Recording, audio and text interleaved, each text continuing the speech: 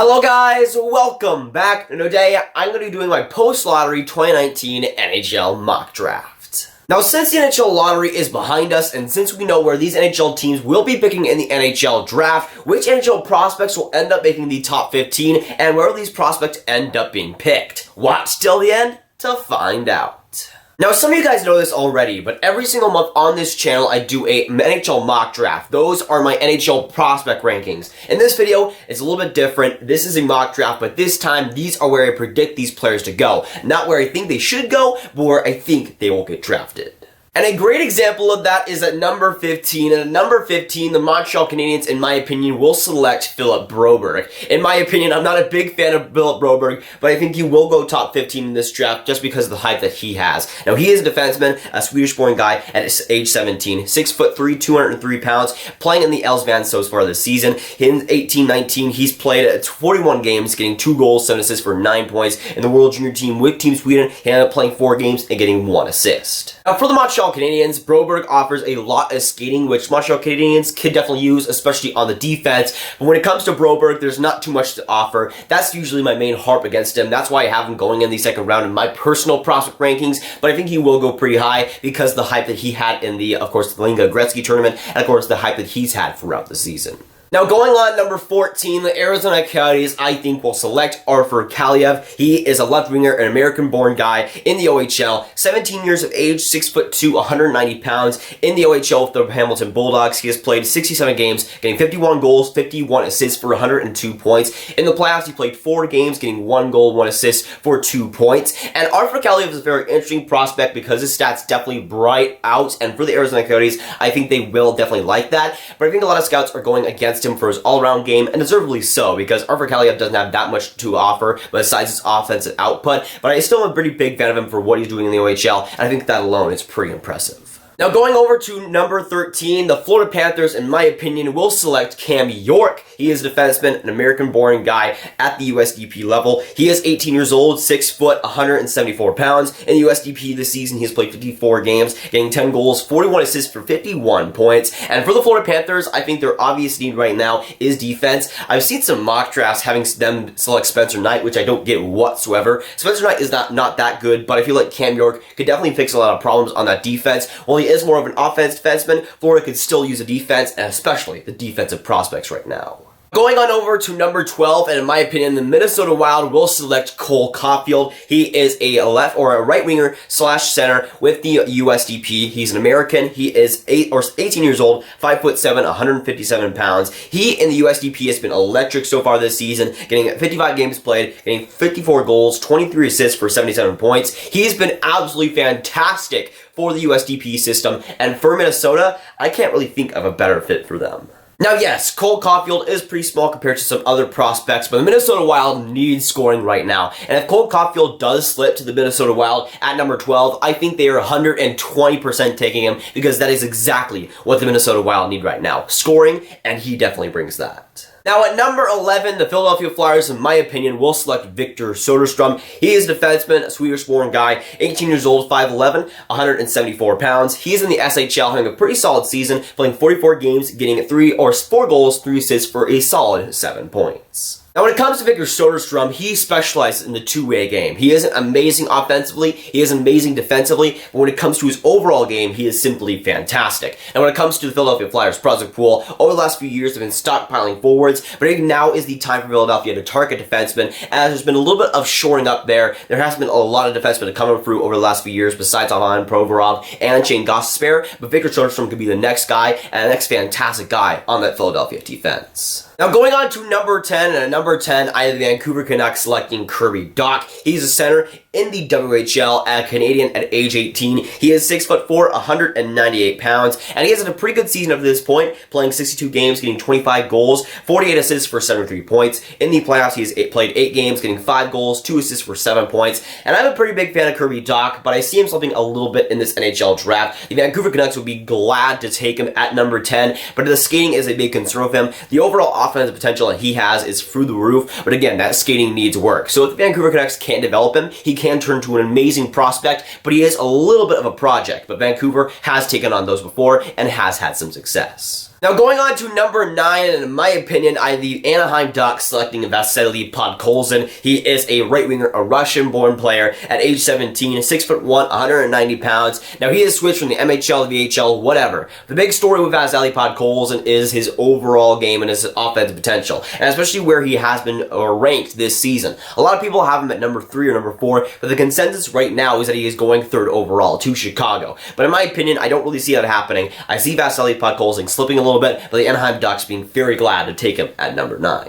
Now, my big knock against Vasily Podkolzin is that we just haven't seen too big of a sample size of him this season. He's switched from so many leagues that it's almost hard to count at this point. And when it comes to Vasily Podkolzin, he hasn't gotten consistent ice time, and he hasn't gotten consistent ice time in the leagues that he's been playing. So we haven't been seeing too much of him this season. We obviously know the offensive skill that he has. He's shown that in the high-profile leagues we've seen from him. But when it comes to Vasily Podkolzin, there is a scare factor that we might not have seen everything from him, but that could also be a good thing. I think the Anaheim Ducks will take that risk.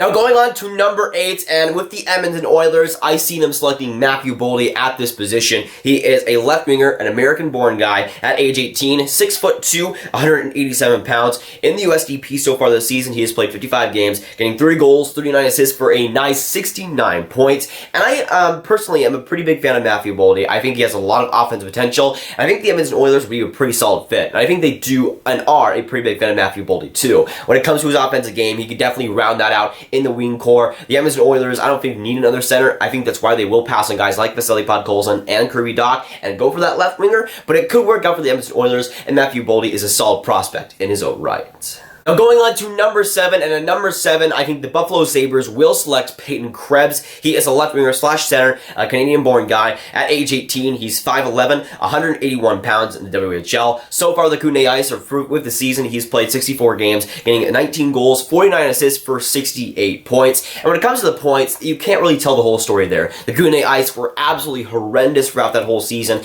and when it came to Krebs, he was the one-man show on that entire team. The Buffalo Sabres obviously have some experience with being a bad team, and Peyton Krebs knowing how to handle it. He's been the captain with the Kootenay Ice, who are now moving to Winnipeg. So I feel like he can transition some of that with the Buffalo Sabres, and hey, if he's going to miserable franchise, it will be a seamless transition for him. Now going on to number 6, I have the Detroit Red Wings selecting Byram with the 6th overall pick.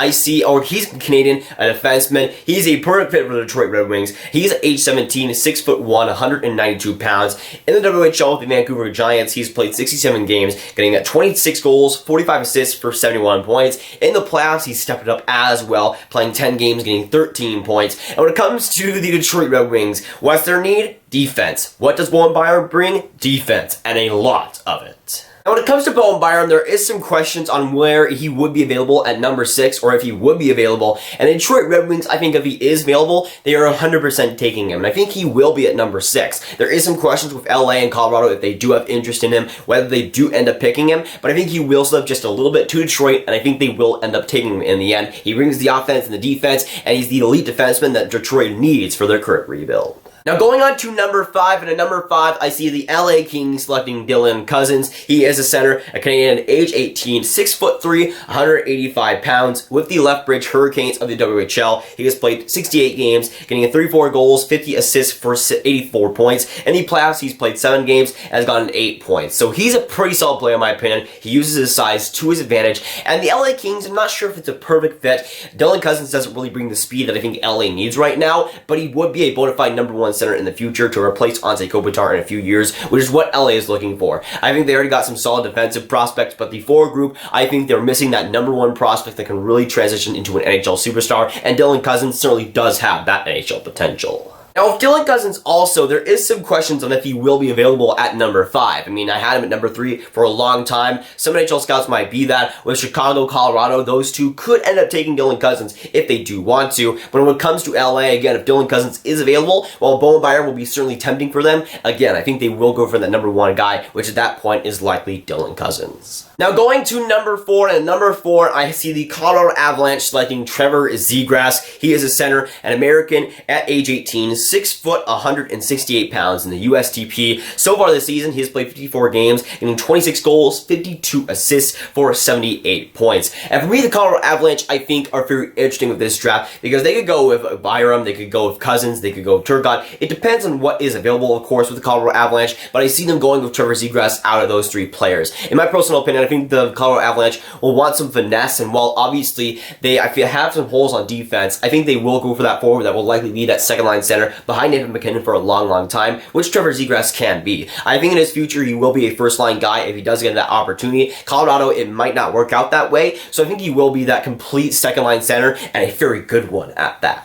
Now going into the top 3, and at number 3, I see the Chicago Blackhawks selecting Alex Turcotte. He's a center, an American at age 18, 5'11", 194 pounds in the USDP. He has played 30 games so far this season in the USDP, getting 23 goals, 30 assists for 63 points. I am a big fan of Alex Turcotte, and I've been a big fan of him for a long time. He is from Chicago, so it will be a great fit for Chicago to go for the hometown boy, being born in Illinois. So when it comes to Alex Turcotte, I think it would be a great fit. And for the Chicago Blackhawks, he would be the number 1 center in the future for them. At Chicago, there has been some rumors with them maybe drafting Byram, maybe drafting Podkolzin. I think those rumors do have some truth to them, but I think Alex Turcotte is the guy for the Chicago Blackhawks, and hey, if they want to get the pick right, I think that would be an excellent option for them. Again, I've had Alex Turcotte number 3, I think, for the last couple of months. I'm a big fan of him, and he's had an amazing season when he was healthy with the USDP. So I think he will be fantastic, and will be a fantastic guy for Chicago, and with their current rebuild, they need guys like that. But Alex Turcotte will be the guy, and the best pick that they've made over the last few years.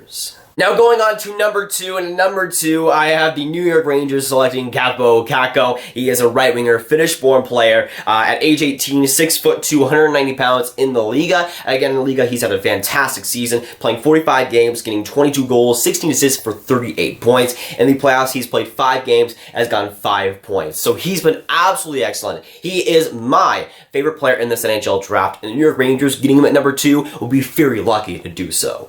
Now, when it comes to the New York Rangers, they likely have the most easy pick out of any NHL team in this first round. They either go with Jack Hughes or Kakko. Basically, who's available, they will go out of those 2 players. You really can't go wrong with either, but the New Jersey Devils, of course, will be up to the task. They will be selecting who will go first overall, but the New York Rangers will have an easy time picking between the 2, but I feel like Kakko will ultimately be available at number 2, and the Rangers will ultimately take him. Which leads us to the first overall pick, and the New Jersey Devils, in my opinion, will be selecting Jack Hughes, number 1, the first overall pick in the 2019 NHL Draft. Now, I don't even need to explain him. You guys already know who he is. Everybody knows who he is. He is fantastic. He's had an amazing USDP season. With the New Jersey Devils, again, in my video a few days ago, I predicted New Jersey to draft him. I felt like it was about a 60 to 40 chance that Jack Hughes would be going to New Jersey. And when it comes to that, New Jersey, I think, is maybe not the best fit for Jack Hughes, but a pretty solid one. When it comes to the top 2 centers, they'll have Nico Hischier and Jack Hughes, which would just be absolutely dirty.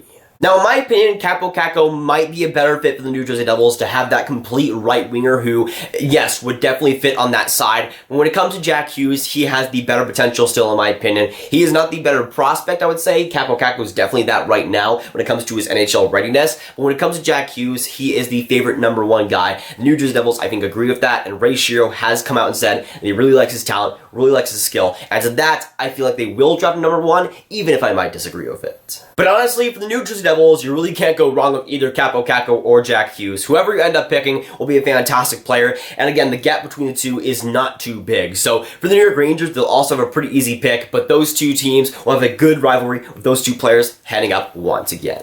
But of course, with this video, I want to hear your guys' thoughts down in the comments down below. So let me know, what do you think about my post-lottery NHL 2019 NHL mock draft? Let me know, do you agree or disagree with any of my picks? Let me know which ones, and let me know, who do you think will select Jack Hughes? Will it be the New Jersey Devils, or will it be the New York Rangers? But if you guys want some more grad videos just like this one, you can click on this card right here to watch my video about the New Jersey Devils and whether they will select Kakko or Jack Hughes. But that'll be it for today, guys. If you guys did enjoy, make sure you like, subscribe, and hit that notification bell if you haven't already. Again, comment down below your thoughts on my NHL mock draft and if you agree or disagree with any of my picks. And I'll see you guys in the next video or stream.